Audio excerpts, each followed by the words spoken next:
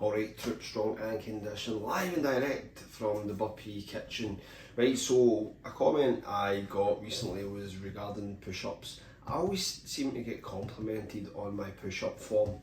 I don't know why, because I've never really specifically worked on push-up form per se, but what I have done is just thousands and thousands and thousands of push-ups. And over time, there's always a evolution of technique. I tend to find with a lot of exercises, the squat being one, however the push-up is definitely one. You're constantly tweaking the push-up. However, there's things that stay rigid within technique. There's things that you always do, and for good reason. And I felt compelled to make this video because Jib posted something in the Discord channel today. It was a video a guy made, and I'm pretty sure I actually made a video about this. I might have, so I'm probably recycling all content. But I just want to get this out there with the push-ups. How do I perform a push-up within the Burpee? The push-up is the most important part of the Burpee, in my opinion, because the push-up gives you the potential to do lots of different other Burpee variations. If you can become strong in the push-up, then you can really play about with the pumps and sort of work up into those higher areas, 5, 6, 7 pumps, kick-outs and so forth, because some of these other Burpees where legs are involved call for lockout and full ROM, therefore they are probably the more challenging ones. So what do I do to perform a push-up? First and foremost is that I always keep things compact.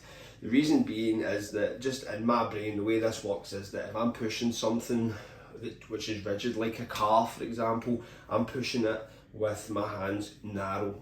That's just what I'll do. If I was to go like that, I just wouldn't feel as strong, I wouldn't feel as stable and secure when pushing.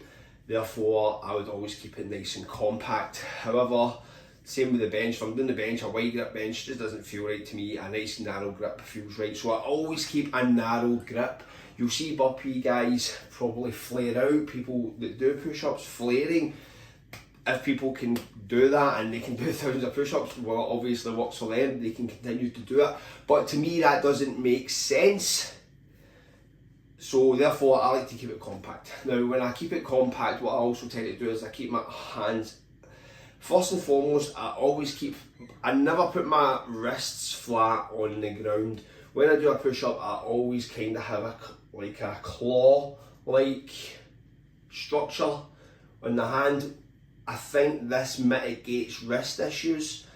I don't know why, but for me it seems to bypass any wrist issues that I have. So I always kind of keep a claw-like grip on the floor when my hands make contact with the floor during the push-up. And what I also do is I kind of slightly curve my hands inwards, because I'm always thinking, like if I was bench pressing, not bench pressing, but dumbbell bench pressing, I would never dumbbell, like if I wanted to get more strength through the dumbbells, I would push like this, like that just feels like the shoulder takes over to a certain degree. This comes in more into play, whereas I'm trying to keep it off focus with the chest muscles, which are the biggest muscle part of the 3 that are being used during this move. So I like to keep it nice and compact, and that's pretty much how I perform a push-up. When I go down, I'll always make sure I get down nice and deep. I try to get chest to floor, and I also like to kind of pause the points. I think that gets you stronger in the push-up overall. So when I go down to the bottom, like the strong style Burpee, I'll just kind of pause for a second, bang, bang, bang, bang, bang. So that's it, that's pretty much the premise of it. Keep everything nice and compact. When you're going down, keep the elbows. Yep, another point, when I'm going down, I like to think of an arrow. So my head's the top of the arrow and my elbows are the tips of the arrow. So you've got the top and the 2 tips at the bottom. So when I'm going down, I've got an arrow formation.